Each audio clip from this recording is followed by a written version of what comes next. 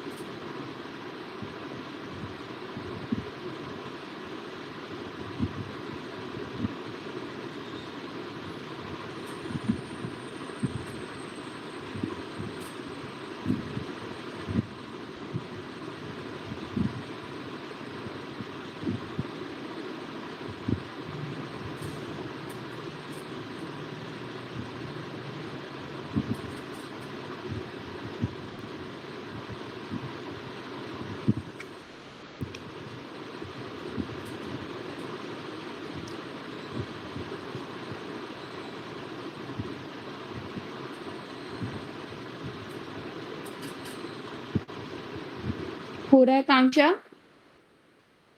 Ma'am कर रही हूँ।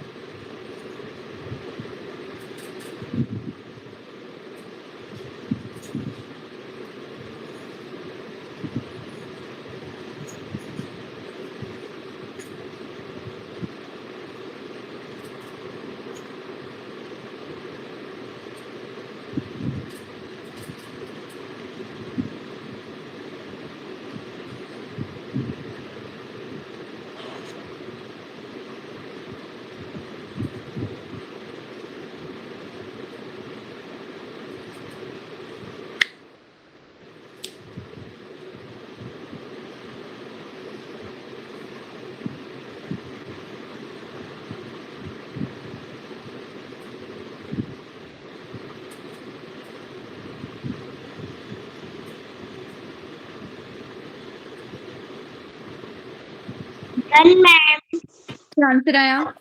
Ma'am B option. चलो बहुत अच्छी बात है, वेरी गुड। नेक्स्ट क्वेश्चन है आपका, आपको एचसीएफ ही निकालना है। एचसीएफ ऑफ 3 kg एंड 400 ग्राम। एक केजी में है, दूसरा ग्राम में है। पहले केजी वाले को ग्राम में चेंज कर लेना, फिर जब ग्राम में वो वैल्यू आ जाएगी तो उसका आपने सिंपली एचसीएफ निकालना है। 1 किलोग्राम में कितने ग्राम होते हैं आकांक्षा? 1 किलोग्राम में कितने ग्राम होते हैं? मैम 100 ग्राम। 100 होते हैं? मैम 1000। आपकी मम्मा ने बताया? नो मैम, मैंने आप बोला। नहीं, आपने स्लाइड में देखा था, मैंने भी देखा था। नो आपको मैम। 1 kg में बच्चे 1000 ग्राम होते हैं, ठीक है? Okay 1 ma'am. kg is equal to हो जाएगा 1000 ग्राम के बराबर। तो आपको तो निकालना 3 kg है। 3 kg निकालोगे तो कितना आ जाएगा? 3 इंटू में 1 kg यानी कि 1000 के साथ मल्टीप्लाई कर दो। आपके पास कितना हो जाएगा? 3000 ग्राम। 3000 ग्राम जिसको आप बोलोगे वो उतने के बराबर आ जाएगा 3 kg। अब एक आपके पास है 3000 ग्राम, मतलब 3000 ग्राम, और दूसरी वैल्यू आपके पास है 400 ग्राम। अब इन दो नंबर का आपको जो है वो एचसीएफ निकालना है और बताना है मुझे आंसर कि कितना आता है। ठीक है, ओके मैम। निकालो, बताओ, ऑप्शंस दे दूं इसके या विदाउट ऑप्शन करो आप इसको, फिर बताओ मुझे आंसर कितना आता है। Okay ma'am.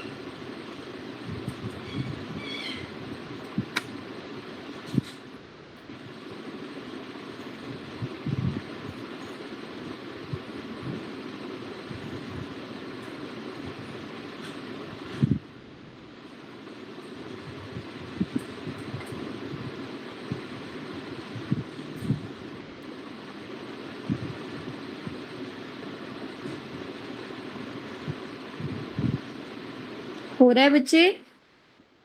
Yes ma'am, ma'am कर रहे।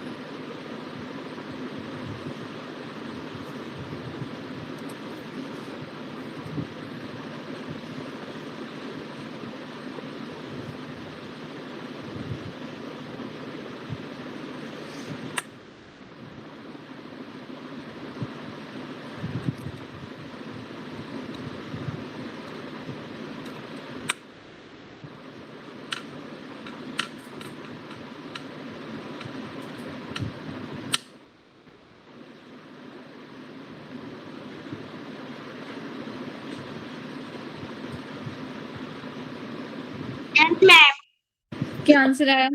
मैम 200 ग्राम। चलो, वेरी गुड। अब है आपका नेक्स्ट क्वेश्चन।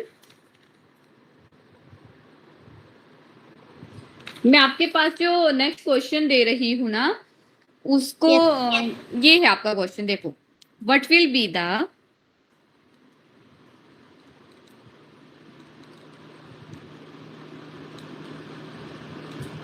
एचसीएफ ऑफ, तीन आपके पास फैक्टर की फॉर्म में वैल्यूज गिवन है, ठीक है।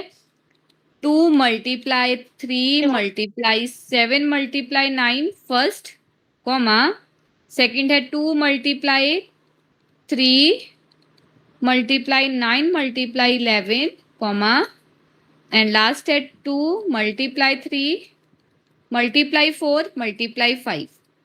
इन तीन आपके पास जो वैल्यू गिवन है, इन तीनों में आपको जो है वो देखना है कि आपका एचसीएफ कितना है। निकालो, बताओ कितना आएगा।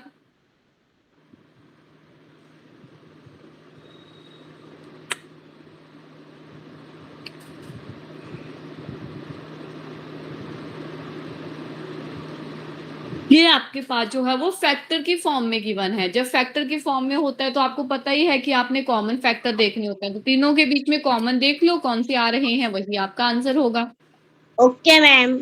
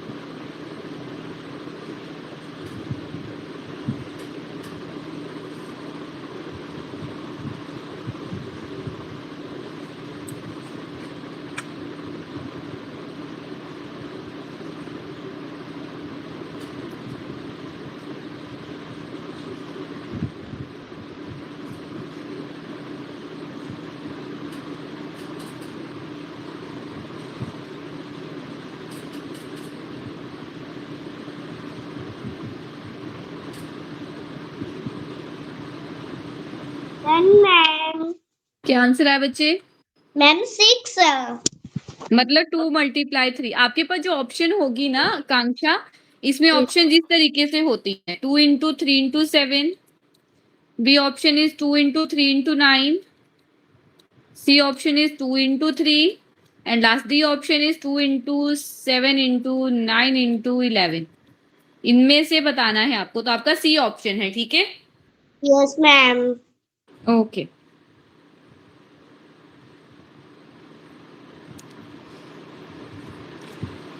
अब मैं आपको एलसीएम का थोड़ा सा कंसेप्ट करवा देती हूँ, ठीक है? फिर उसके क्वेश्चंस कर लेते हैं। उसमें तो वैसे आपको उसमें तो डाउट है नहीं ना एलसीएम में? No ma'am. चलो कोई बात नहीं, थोड़ा सा कर लेते हैं क्योंकि उसके क्वेश्चंस भी प्रैक्टिस हो जाएंगे। एलसीएम का मतलब होता है बच्चे, क्या होता है? क्या होता है? मैम क्या बोला आपने? एलसीएम का मतलब क्या होता है? LCM ma'am lowest common multiply.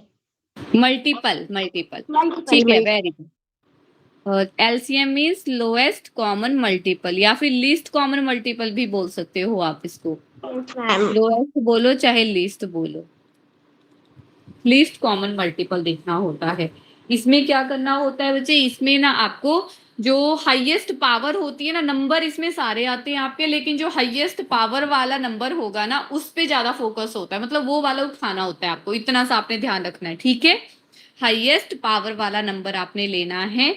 इसकी डेफिनेशन तो आपको लिखवाने की मुझे जरूरत नहीं है, इसका नो मैं मैम। आपको वो बता देती हूँ। दो जो आपके मेथड हैं, फर्स्ट है आपका प्राइम फैक्टराइजेशन। प्राइम फैक्टराइजेशन में सेम वैसे ही करना है जैसे हम फैक्टर बनाते हैं, जो मैंने आपको उसमें भी बताया था ना, एससीएफ में भी फैक्टर बनाने वाला कंसेप्ट आपको बताया था, तो वैसे ही आपको इसमें भी सेम फैक्टर बनाने होते हैं।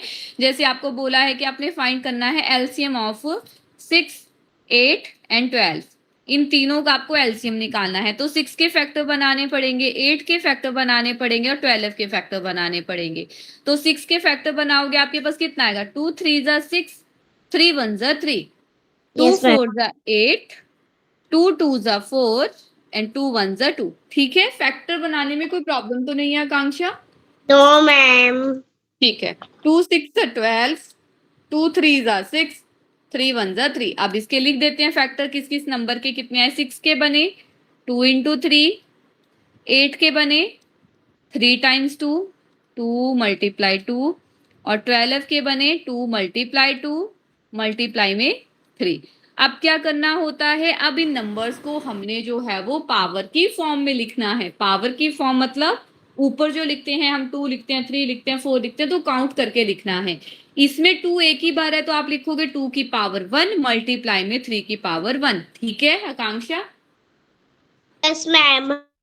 नेक्स्ट वाले में 2 आपका 3 टाइम्स है तो आप क्या लिखोगे? 2 की पावर 3। जितनी बार वो नंबर रिपीट हो रहा होगा ना आपने काउंट कर लेना, 1 2 3, 3 बार, 3 बार है तो मतलब 3 पावर लिख दो, 4 बार होगा तो 4 लिख देना, 5 बार होगा तो 5 लिख देना। ठीक है, यहाँ पे आपका 2 दो ही बार हो रहा है रिपीट, तो 2 की पावर 2 मल्टीप्लाई में 3 एक ही बार है तो 3 की पावर 1। क्लियर हो गया? इसमें कोई डाउट है तो आप पूछ सकते हो। No ma'am. ठीक है, अब मैंने आपको एक चीज बोली कि नंबर सारे आते हैं, लेकिन आपको जो है वो हाईएस्ट नंबर पे फोकस करना होता है। तो मेरे पास अगर मैं 2 ही नंबर देखूं तो 2 यहाँ पे है, फर्स्ट वाले में 2 की पावर 1, सेकंड वाले में है 2 की पावर 3 और लास्ट वाले में है 2 की पावर 2। तो आप मुझे बता सकते हो कि कौन सी पावर जो है वो सबसे ज्यादा है? हमें क्योंकि हाईएस्ट पावर पे फोकस करना होता है, तो कौन सी पावर है जो सबसे ज्यादा है आपकी? मैम 2 की पावर 3। 2 की पावर 3, वेरी गुड। और आगे क्या आएगा आपके पास? ये तो सेम ही है, 3 की पावर 1 और 3 की पावर 1, इसमें तो कुछ है नहीं, बराबर ही है, तो एक 3 की पावर 1 हो जाएगा। 2 की पावर 3 का मतलब होता है 2 को 3 टाइम्स मल्टीप्लाई करना है आपने, और 3 की पावर 1 का 3 को एक ही बार करना है। 2 2 जा 4, 4 2 जा 8, 8 3 जा कितना होता है? मैम 24। Very good. ठीक है, एक क्वेश्चन नोट कर लिया आपने? मैम करना है अभी भी। लो करो, फिर उसके बाद मैं आपको एक क्वेश्चन देती हूँ जिसका आपने एलसीएम निकाल के मुझे बताना है कि यस मैम, थोड़ा सा ऊपर कर दो। ठीक है, ये तो फैक्टर ही है बच्चे, ऊपर बनाए हैं जो फैक्टर। Okay ma'am.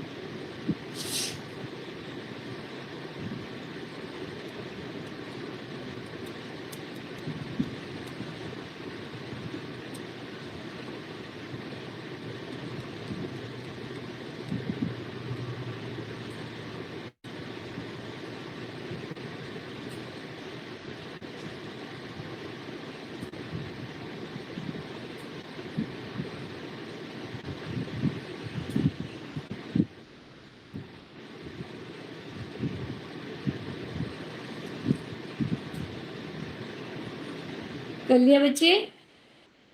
मैम थोड़ा सा बचा।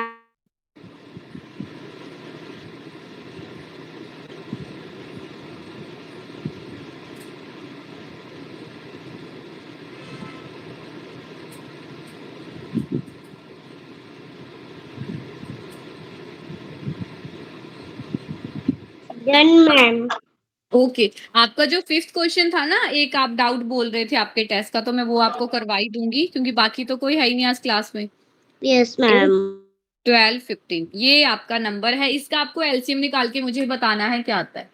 Yes ma'am.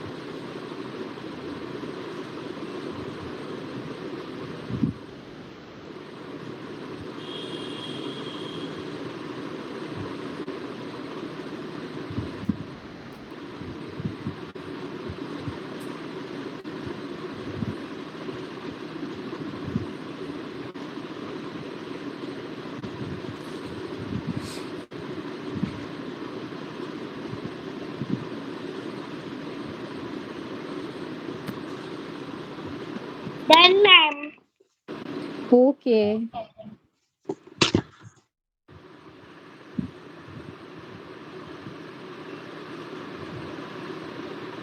आपने अच्छा ग्रुप में ही शेयर किया था ना?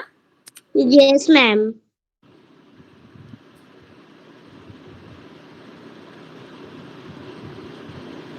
ये क्वेश्चन तो मैंने करवाया भी है बच्चे आपको। कोई बात नहीं, मैं करवा देती हूँ। आपका क्या क्वेश्चन था आपके पास सामने, अगर है तो मुझे बता दो। Yes, ma'am. Ma'am, question. Ma'am, ma'am, look.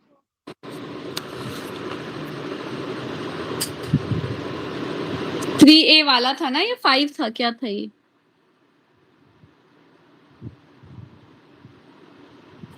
5U 3A minus 2B, यही है ना?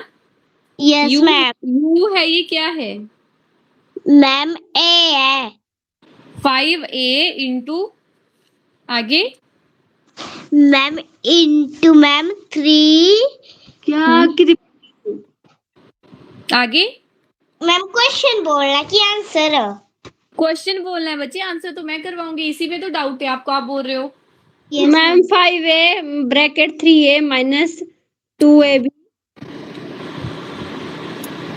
2B होना चाहिए मैम इसमें तो। अगर A ही हो गया फिर तो सिंपली सॉल्व हो जाएगा। 2B। एक मिनट मैम, एक मिनट, मैं बताती हूँ आपको। क्वेश्चन है ना, हाँ, 5A bracket 3A minus 2B upon 7A minus 2A minus B. Minus 2A minus B। हाँ जी, हाँ जी मैम, ब्रैकेट है मैम 7 के बाद. अच्छा, ये ब्रैकेट में है, ठीक है। हाँ जी, हाँ ए जी. बी की वैल्यू आपको गिवन होगी। A की वैल्यू 3 है और B की वैल्यू 2 है. ठीक है, तो जहां पे ए है वहां पे 3 पुट कर दो, जहां बी है अपना वहां 2 पुट कर दो।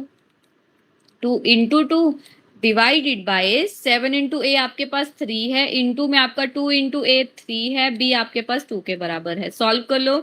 5 3 जा 15 इंटू 9 माइनस 4 डिवाइडेड बाय 7 3 जा 21 इंटू 3 2 जा 6 माइनस 2। ये स्टेप ठीक था आपका? आपने वैल्यू ठीक लिखी है, आगे लिखा है 15 9 माइनस 4 डिवाइड बाई 21 6 माइनस 2, ये भी ठीक है। उसके बाद था आपका ये माइनस ही करना है आपने। 15 इंटू में 9 में से 4 करोगे माइनस 5 आएगा, डिवाइडेड बाई 21, ये 6 में से 2 करोगे तो आपके पास 4 आएगा। ये भी आगे ये भी ठीक लिखा है आपने, लेकिन वो ब्रैकेट में आना था बच्चे। आपने क्या लिखा है? 15 अपॉन 21 ब्रैकेट 5 अपॉन 4, ऐसे किया है आपने। तो ऐसे नहीं छोड़ना उसको, ठीक है? ब्रैकेट भी नहीं लग रहा, वो तो सी लग रहा है कि सी लिखा है आपने बीच में। ठीक है आकांक्षा? Okay ma'am. अब आगे आपको सॉल्व करना है, तो आप इसको डायरेक्ट लिख लो ऐसे 15 इंटू 5, क्योंकि ब्रैकेट का तो मतलब ही मल्टीप्लाई होता है, डिवाइड बाई 21 इंटू 4। 3 के टेबल में 3 5 जा 15, 3 7 जा 21। अब तो आगे ये कोई वैल्यू कटती नहीं आपकी, तो 5 5 जा कितना हो जाएगा? 25। 7 4 जा 7 मैम 4 जा 7 4 हाँ, कितना होता है? मैम 7 4 जा मैम 28. 28। तो आंसर इज 25 अपॉन 28। आपका यहां तक आपने सारा ठीक किया था, बस थोड़ा सा ही है आगे जो आपने नहीं किया है, उस पे ध्यान देना है आपको। अच्छे से क्वेश्चन जो है वो मुझे लगता है जितना तो अलजेब्रा समझ आ चुका है, ठीक है? यस बस मैम. ये थोड़ी थोड़ी जो गलती करते हो उस पे आपको ध्यान देने की जरूरत है। ओके अब मैम. और कोई क्वेश्चन था जिसमें डाउट था? No ma'am. ठीक है, एक मेथड तो करवा दिया मैंने आपको। आंसर निकाल लिया आपने उसका 8 12 15 का? Yes ma'am. कितना आया? मैम 120. चलो वेरी गुड। नेक्स्ट है आपका division method. Second method is division method. जी मैम मैम आई लाइट चली गई. मैं अपना कैमरा ऑफ कर सकती हूँ? कैमरे का. अच्छा, ठीक है, आप कर सकते हो। नेक्स्ट है आपका डिवीजन मेथड। डिवीजन मेथड में आपको जब एलसीएम निकालने को बोला होता है बच्चे, जैसे आपको क्वेश्चन दिया है LCM of 16 comma 24 comma 36 comma 54, ये 4 नंबर आपके पास गिवन है। आपको बोला है कि आपने इनका लीस्ट कॉमन मल्टीपल निकालना है। लीस्ट कॉमन मल्टीपल निकालना है आपको इनका, ठीक है। सबको साथ ही लेके चल पड़ो। 16, 24, 36, 54। सबसे छोटा नंबर कौन सा होता है आकांक्षा? मैम 2। 2 से ही स्टार्ट करते हैं। 2 8 जा 16, आगे 2 1 जा 2 और 4 है साथ में, 2 2 जा 4, ठीक है ना? Yes ma'am. 2 1 जा 2, 1 कैरी बचा 3 बनाने के लिए। 2 1 जा 2 मतलब 2 आया, उसमें एक ऐड करोगे तभी 3 होगा। तो 1 जो Yes. कैरी आया उसको 6 के साथ जोड़ दो तो 16 हो गया। 2 8 जा 16, 16। 2 2 जा 4, 1 कैरी फिर से हुआ, 14 हो गया। 2 7 जा 14, ठीक है। Okay ma'am. नेक्स्ट स्टेप आपका 2 4 जा 8, आगे तो ये सिंपली हो जाएगा। 2 6 जा 12, मैम 2 9 6 जा 9 18, 27 मैम 27।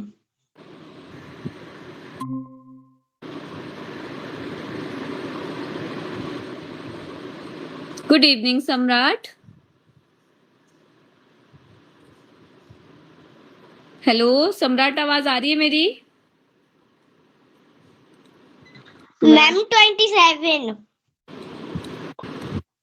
अगेन 2 के साथ क्योंकि 4 और 6 डिविजिबल है। 2 2 जा 4, 2 3 जा 6, 9 एंड 27। फिर से 2 से साथ कर लो। 2 1 जा 2, 3 नहीं कटता, जो वैल्यू नहीं कटेगी उसको नीचे वैसे ही उठाना है और नीचे रख देना है नेक्स्ट स्टेप में। आगे 3 के साथ 3 1 जा 3, 3 3 जा 9, 3 9 जा 27। अगेन 3 के साथ 3 1 जा 3, 3 3 जा 9। अब 3 के साथ तो पूरा ही कट जाएगा। Yes ma'am 1 1। 1। बस अब ये जो ये आए हैं ना आपके पास फैक्टर, इनको डायरेक्ट मल्टीप्लाई कर दो, आपके पास आंसर आ जाएगा। 2 2 जा 4, 4 2 जा 8, 8 2 जा 16, 16 3 जा कितना होता है? मैम क्या बोला? 16 3 जा कितना होता है आपका? 6 मैम 48, 48 इंटू 3, मैम 9। 48 इंटू 3 बच्चे, 48 इंटू 3 मैम 144। और 144 इंटू 3 कितना होता है? 144 into मैम 432। कितना? मैम 432। 432 आंसर आया आपका। 2 2 जा 4, 4 2 जा 8, 8 2 जा 16, 16 3 जा 48। गुड इवनिंग सम्राट, बहुत लेट हो गए ज्वाइन होने में। मैम मैं गया था कहीं पे। ओके, आपके वहां पे ठीक है सरका घाट में? मैम बारिश है। मैम बहुत ज्यादा तबाही हुई है यहाँ पे तो। हाँ जी, वो धर्मपुर का तो न्यूज में भी आ रहा है मैम। यस मैम, बस है, पता नहीं कितने बह गए आदमी भी। Okay ma'am. चलो ले बात करो, जाओ। ओके, मैंने सम्राट एलसीएम ही करवाया आज, ज्यादा कुछ नहीं करवाया है। बट एक काम है सम्राट जो आपने करना है, संडे को मैंने जो एक फोटो शेयर किया था, पीडीएफ शेयर किया था टेस्ट के लिए जो मैंने बोला था, ठीक है, वो आज आपने करना है और मेरे साथ शेयर करना है फिर, ठीक है। Hello, okay ma'am. आज उसको कर लेना और मेरे साथ शेयर करना, बट कर लेना आज, कर दूंगा। ठीक है। और आज तो हमारा एलसीएम ही करवाया मैंने, और कुछ भी नहीं करवाया है क्योंकि आप भी ज्वाइन नहीं थे क्लास में और लक्षिता भी नहीं थी क्लास में, तो इसलिए यही हुआ। कल अगर सारे ज्वाइन हो जाते हैं तो कल मैं आपका नया टॉपिक स्टार्ट करूंगी, geometry. Okay ma'am yes ma'am, Dhruva नाम से। मैम कौन है? आप ही पूछ लो, एकेडमी से ही हैं, ठीक है। चलो, अब मुझे आपको रीजनिंग का कंसेप्ट करवाना था, आपका क्लॉक एंड कैलेंडर, वो स्टार्ट करते हैं, ठीक है। Yes ma'am.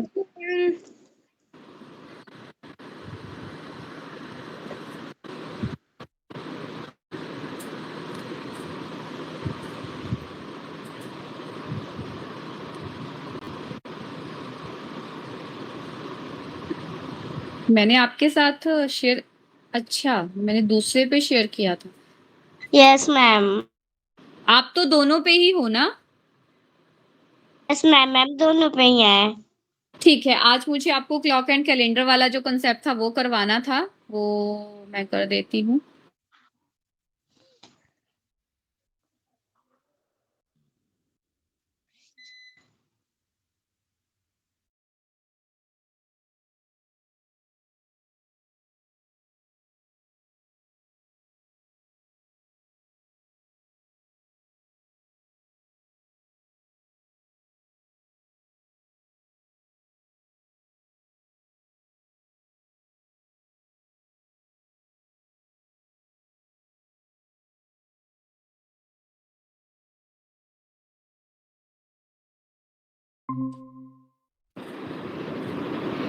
Hello. Yes ma'am. हाँ जी, मैं क्लास से ही बंद हो गया था, मैं क्लास से ही वो हो गई थी, लेफ्ट हो गई थी। चलो, अब जो आपका आज का टॉपिक है वो है क्लॉक एंड कैलेंडर। ठीक है, क्लॉक एंड कैलेंडर जो आज हमने करना है, क्लॉक एंड कैलेंडर में आपका फर्स्ट आता है क्लॉक क्या होता है। क्लॉक जो होती है बच्चे, वो आपकी स्क्वायर शेप की भी होती है, आपकी सर्कल की शेप की भी होती है। जिसको क्लॉक की हेल्प हम किस चीज के लिए करते हैं, मतलब क्लॉक को हम किस चीज के लिए यूज करते हैं, तो वो हम टाइम देखने के लिए यूज करते हैं, जिसमें आपके आवर्स भी होते हैं, मिनट भी होते हैं और सेकंड भी होते हैं। ठीक है, जो आपकी क्लॉक होती है ना, उसमें 4 मेजर पार्ट होते हैं उसके। एक होता है आपका डायल, एक होता है आपका our and, third one is minute hand and last one is second hand. ठीक है, एक आप उससे समझ सकते हो ना, हैंड मतलब कि ये देखो, यहाँ पे जो आवर एंड है आपकी, वो सबसे मोटी वाली एक सुई सी होगी, जिसको आप बोलोगे ना, जिसे ये वाली है, तो ये आपकी आवर एंड है। थोड़ी पतली सी होगी वो आपकी मिनट होगी, और जो बिल्कुल ही पतली होती है वो आपकी सेकंड हैंड होती है। ठीक है, और डायल हुआ आपका ये वाला पोर्शन। ओके, अब हमें पता है कि 1 मिनट में होते हैं 60 सेकंड। ठीक है, 1 minute is equal to 60 second के बराबर होता है। 1 hour is equal to 60 minute होता है आपका। 30 मिनट की अगर बात करनी हो तो उसको आप बोलते हो हाफ ऑफ एन आवर, 1 घंटे का आधा। 1 घंटे का आधा मीन 60 का अगर हाफ कर दोगे, आप आधा कर दोगे, तो आपके पास 30 आता है। ठीक है, तो इसका मतलब है कि 1 घंटे का आधा मतलब हाफ ऑफ एन आवर। ठीक है, 30 मिनट्स। और क्वार्टर वर्ड का मतलब होता है 1 घंटे का फोर्थ पार्ट। 1 घंटे का फोर्थ पार्ट मतलब 60 अपॉन में 4 करोगे तो कितना? हाँ जी, मैम 15। 15। तो क्वार्टर, 15 मतलब क्वार्टर के नाम से जाना है आपने। हाफ मतलब 1/2 के साथ आपने जो है वो 60 को मल्टीप्लाई किया, आपके पास कोई नंबर आ जाएगा। ठीक है, इसमें आपके 3 इंपॉर्टेंट पॉइंट आते हैं जो बहुत ही जरूरी हैं, कि आपके जो हैंड ऑफ क्लॉक होते हैं वो राइट एंगल कब बनाते हैं, कॉन्साइड कब करते हैं, या फिर आपके जो है वो स्ट्रेट लाइन में या अपोजिट कब होते हैं। तो फर्स्ट पॉइंट आता है कि वो राइट एंगल कितनी बार बनाते हैं, आपके जो आपके बोथ हैंड ऑफ क्लॉक होते हैं वो आपके राइट एंगल कितनी बार बनाते हैं। तो अगर 1 घंटे की बात करनी हो बच्चे, तो वो 2 बार बनाते हैं आपके। ठीक है, राइट एंगल मतलब अगर आपका एक 3 पे है, 3 बज रहे हैं, पूरे पूरे 3 बज गए आपके यहाँ पे, और 12 पे होगा, तो राइट एंगल का मतलब तो 90 डिग्री ही होता है आपके पास। तो 1 घंटे की अगर बात करनी हो तो 1 घंटे में वो 2 बार बनाते हैं, 12 घंटे में वो 22 टाइम्स बनाएंगे, और अगर आप 24 आवर्स की बात करते हो तो वो 44 टाइम्स बनाते हैं। ठीक है, यही बात अगर आपको स्ट्रेट लाइन की बात करनी हो, या फिर आपके जो हैंड ऑफ क्लॉक है वो अपोजिट कब होंगे, एक अगर इधर है आपका तो दूसरा इस डायरेक्शन में होगा, लेकिन वो दोनों जो है वो स्ट्रेट लाइन के बीच में होंगे। तो स्ट्रेट लाइन जो होते हैं, 1 घंटे की अगर बात करनी हो तो वो 1 घंटे में 1 बार होते हैं। जो आपके 12 घंटे होते हैं, 12 घंटे में 11 बार होंगे, और 24 घंटे में वो 22 टाइम्स होते हैं। ठीक है, 1 घंटे में 1 बार, 12 घंटे में 11 बार, 24 घंटे में 22 बार। क्लियर हो गया? Yes ma'am. ओके, ठीक है सम्राट, आपको भी? Yes ma'am. कॉन्साइड का मतलब हुआ कि अगर आपका ये आवर एंड है तो यहीं पे आपकी मिनट हैंड भी है। कॉन्साइड कितनी बार कर रहे हैं, तो 1 घंटे में वो 1 ही बार करेंगे कॉन्साइड, 12 घंटे में वो 11 बार करेंगे, और 24 घंटे में वो 22 बार करेंगे। सेम वैसा ही जैसा ये स्ट्रेट लाइन वाला कंसेप्ट है कि 1 घंटे में 1 बार, 12 घंटे में 11 बार, 24 घंटे में 22 बार। यही आपको ध्यान में रखना है। ठीक है, यस मैम। अब Yes, जैसे एग्जाम्पल है आपका फर्स्ट, एक जो पुजारी होता है वो अपने भक्तों को बोलता है कि जो बेल बज रही है, मंदिर की जो बेल है वो आपकी हर 45 मिनट के बाद बज रही है। इससे पीछे वाली जो बेल है, इससे पहले जो है वो 5 मिनट पहले बेल बज चुकी है, हर 45 मिनट बाद बज रही है। पहले वाली बेल 5 मिनट पहले बज चुकी है। जो अगली बेल है वो आपकी ड्यू है 7:45 पे। 7:45 पे वो ड्यू है आपकी कि वो इतने पे बजेगी। तो आपको क्वेश्चन पूछा गया है कि वो जो पुजारी है उसने उस भक्त को, जो भक्त था वहां पे, उसको कितने बजे इंफॉर्मेशन दी थी उस भक्त को कि आपकी बैल जो है वो बज चुकी है और ये अगली बैल जो है वो इतने पे बजेगी। ठीक है, तो ये चीज आपको निकालनी है। अगर आप ध्यान से देखोगे तो आपको बोला गया है कि हर 45 मिनट के बाद बेल बज रही है, 5 मिनट पहले बज चुकी है और अगली बेल बजेगी 7:45 पे। तो अगर आप 7:45 में से 45 मिनट माइनस कर देते हो, क्योंकि हर 45 मिनट बाद बेल बज रही है, तो 7:45 में से अगर आप 45 मिनट माइनस कर देते हो तो आपके बच जाते हैं 7। ठीक है, इसका मतलब है कि पिछली बेल जो है वो 7 बजे बजी होगी। ठीक है, ओके मैम। अब आपको एक लाइन बोली गई थी यहाँ पे, उसने 5 मिनट, उसने बोला कि जो लास्ट वाली बेल है, जो लास्ट वाली बेल है वो 5 मिनट पहले बज चुकी है। लास्ट वाली बेल 5 मिनट पहले बज चुकी है। इसका मतलब है कि अगर 7 बजे वो बेल बजी होगी तो उस पुजारी ने उस जो वो जो डिवोट, जो भक्त है उसको कितने बजे इंफॉर्मेशन दी होगी, तो 5 मिनट इसमें और ऐड कर लो, यानी कि 7:05 पे उसने जो है ये इंफॉर्मेशन दी होगी कि 5 मिनट पहले जो है वो बेल बज चुकी है, अगली बेल जो है वो बजेगी 7:45 पे, हर 45 मिनट के बाद जो है वो आपकी बेल बज रही है। ठीक है, यस मैम। ओके। नेक्स्ट आता है आपका कैलेंडर वाला कंसेप्ट। कैलेंडर जो होता है उसमें आपके साल के हर डे के बारे में बताया जाता है, ईयर के हर डे के बारे में बताया जाता है, जिसमें कि आपके मंथ भी होते हैं, वीक भी होते हैं और आपके डेज भी होते हैं। डेज का एक सर्कल होता है आपका मंडे टू संडे वाला, Monday Tuesday Wednesday Thursday Friday Saturday Sunday, ये हम पहले से ही पढ़ते आ रहे हैं और आगे भी आपका ऐसे ही चलता रहेगा। ठीक है, मंथ ऑफ द ईयर क्या होते हैं, एक साल में 12 महीने होते हैं, जनवरी से स्टार्ट होते हैं, दिसंबर पे जाके वो खत्म होते हैं। अब कुछ महीने ऐसे होते हैं जिसमें 30 दिन होते हैं, कुछ महीने ऐसे होते हैं जिनमें 31 डेज होते हैं, एक ऐसा महीना है जिसमें कभी 28 होते हैं डेज और कभी 29 डेज होते हैं। क्लियर? ओके, अब आपके पास 31 डेज वाले कौन कौन से मंथ होते हैं, जनवरी, मार्च, मई, जुलाई, अगस्त, अक्टूबर एंड दिसंबर, ये होते हैं 31 दिन वाले। जो 30 डेज वाले हैं वो बच गए आपके पास अप्रैल, जून, सितंबर एंड नवंबर। एक आपका महीना है 28 और 29 दिन वाला, वो होता है फरवरी। अब फरवरी में वैसे तो ऑर्डिनरी ईयर की बात करनी हो तो 28 ही दिन होते हैं, 28 डेज ही होते हैं, लेकिन अगर बात लीप ईयर की हो तो उसमें एक दिन बढ़ जाता है आपका, तो जो बढ़ के आता है उसको बोला जाता है कि वो लीप ईयर है और उसमें जो है वो 28 की जगह 29 डेज बन जाते हैं। ठीक है, यस मैम। नेक्स्ट कंसेप्ट आता है बच्चे सेंचुरी का। सेंचुरी का मतलब होता है जब आपके 100 साल कंप्लीट हो जाते हैं ना, किसी भी कोई भी पीरियड चला है उसके 100 साल कंप्लीट हो गए, जैसे अभी ये वाला जो हमारा पीरियड चल रहा है, यही जब 100 साल इसमें कंप्लीट हो जाएंगे तो वो भी एक सेंचुरी बन जाएगी आपकी। ठीक है, जब 100 साल कंप्लीट हो जाते हैं तो वो एक सेंचुरी सेंचुरी बन जाती है, एक सेंचुरी के नाम से जाना जाता है फिर। ठीक है, फॉर एग्जांपल जैसे 1100 है आपका, 1800 है, 2000 है, 2100 है, 2100 है, 2200 भी होगा, 2300 भी होगा। इस तरीके से जो होते हैं आपके पास वो क्या होते हैं, वो क्या कहलाते हैं, आपके सेंचुरी कहलाते हैं।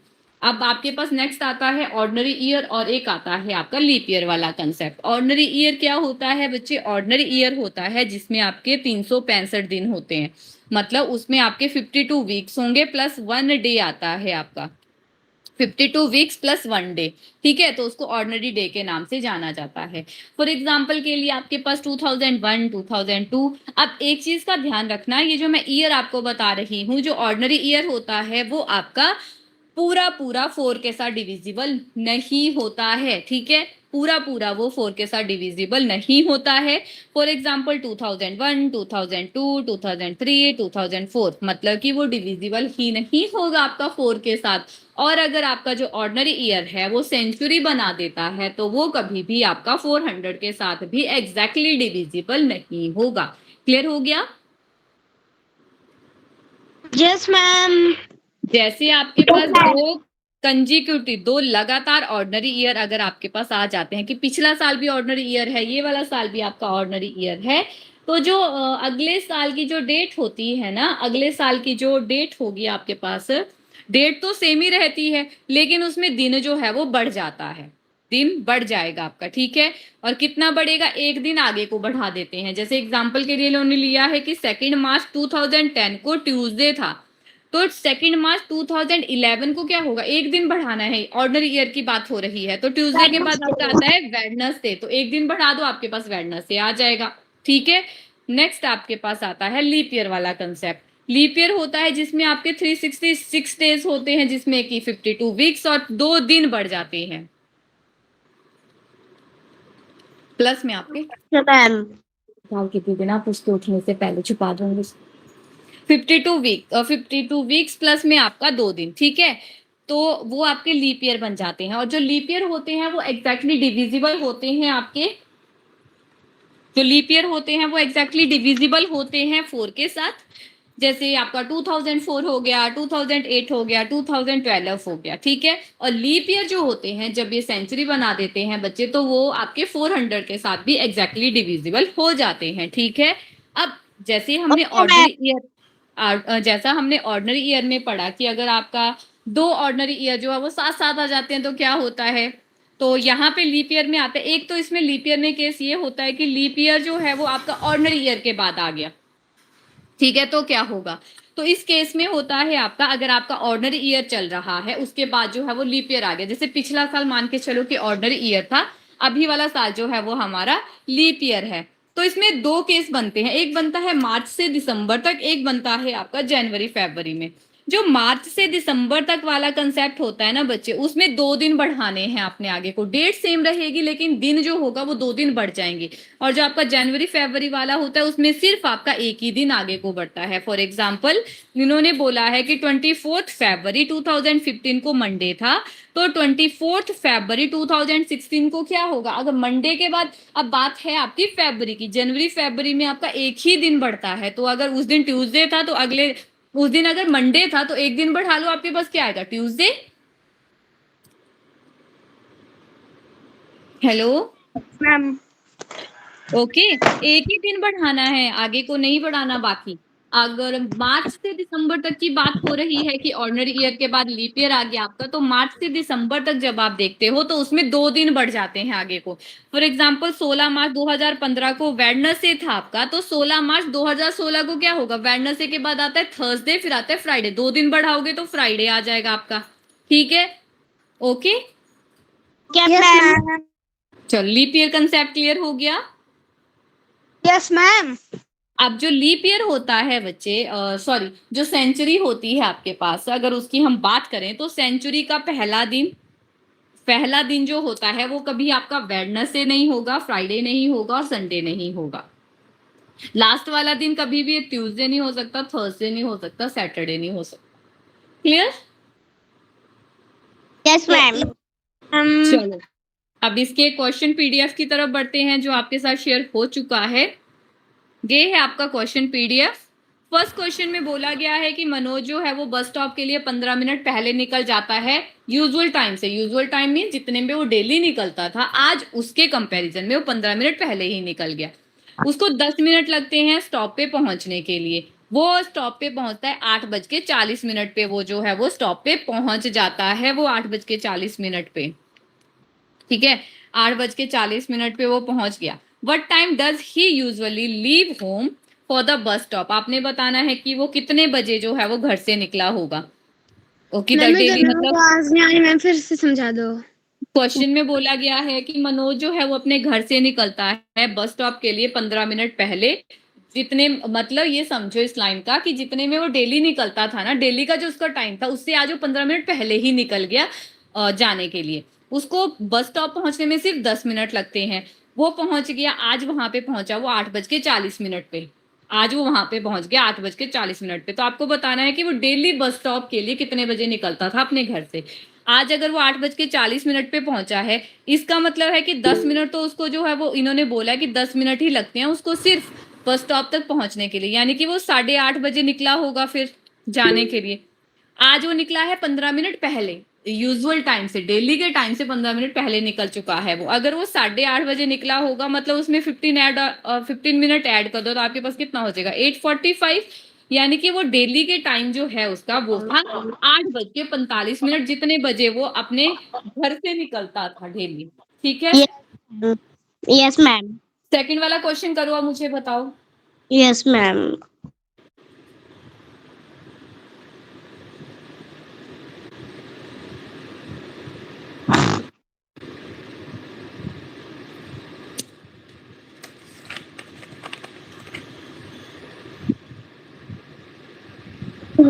Done ma'am.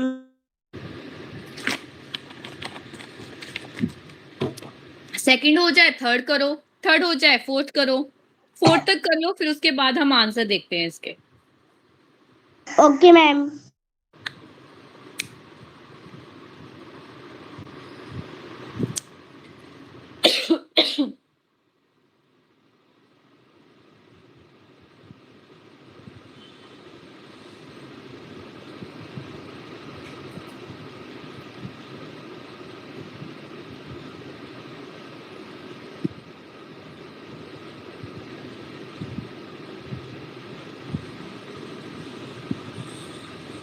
Done ma'am, third question.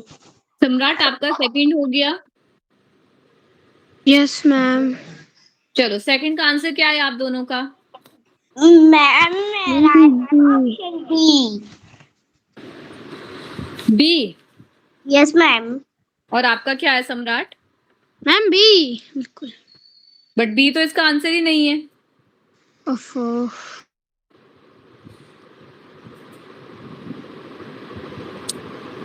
Asim निकला मैम क्या फोर्थ हो आंसर? गया।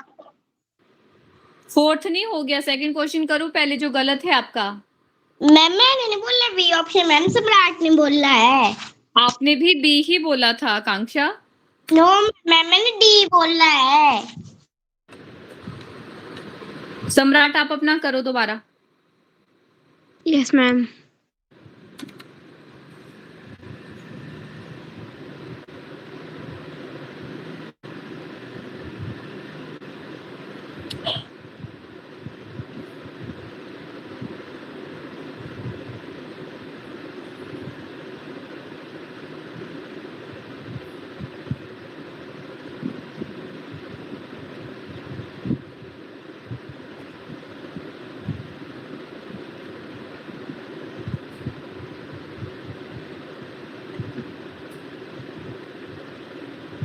Done ma'am. मैम इसका answer ma'am D. Okay, third question.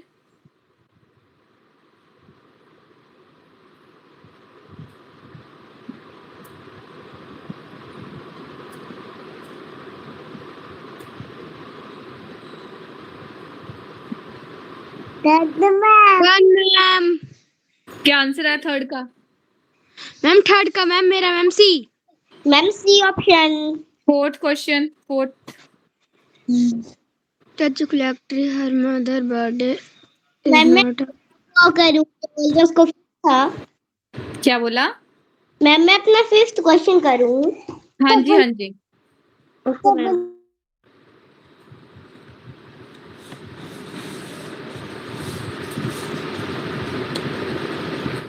Good evening ma'am. Good evening Aditya.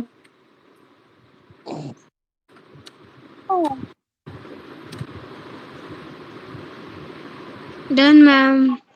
क्या आंसर आया फोर्थ का आप दोनों का? Ma'am C option. ऑप्शन। आपका सम्राट? सम्राट मैम डी। आपका क्या आंसर? डी तो नहीं होगा इसका आंसर। नो मैम, मैम ए 17th। मैं तो उसको देख के बोल रहा। बोला गया है कि जो उसकी बहन थी उसने उसको याद है कि 17 के बाद और 20th से पहले, दूसरे को पता है कि 18th के बाद है, 17 तो तब हो ही नहीं सकता आपका। Okay ma'am. दोबारा देखो, रजत को याद है कि 18 के बाद है उसकी मदर का बर्थडे, उसकी सिस्टर को याद है 17 के बाद और 20th से पहले है, तो 17 तो वैसे नहीं हो सकता, 20th से पहले है। अब 20th से पहले 19 आता है, एक ऑप्शन आपके पास कि 19 हो सकता है आपका, 19 या फिर 18 हो सकता है, लेकिन कॉमन अगर आप दोनों के बीच में देखोगे तो 17 के बाद बोला है और दूसरे ने 18 बोला है कि 18 के बाद है, तो 18 दोनों के बीच में कॉमन है, तो 18 ही आएगा आपके पास आंसर। बोल। मैम ओके, 5th क्वेश्चन करो फटाफट। मेरा हो गया 5th मैम, मैं 6th कर रही हूँ। Okay, good evening ma'am. Good evening Aditya, 3rd time हो गया बच्चे अभी।